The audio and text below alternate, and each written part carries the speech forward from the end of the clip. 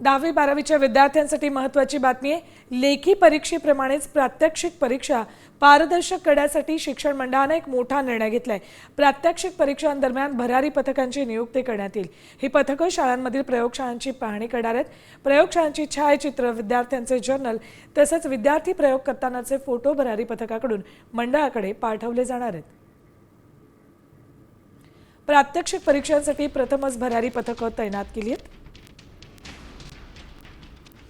विद्यार्थी प्रयोग करतानाचे फोटो घेतले जातील। प्रयोगशाळांची छायाचित्र मंडळाला पाठवणं बंधनकारक असेल। प्रत्येक वर्गात सीसीटीव्ही कॅमेरे अनिवार्य केलेत। परीक्षेदरम्यान शाळेच्या परिसरावर ड्रोनची नजर असेल।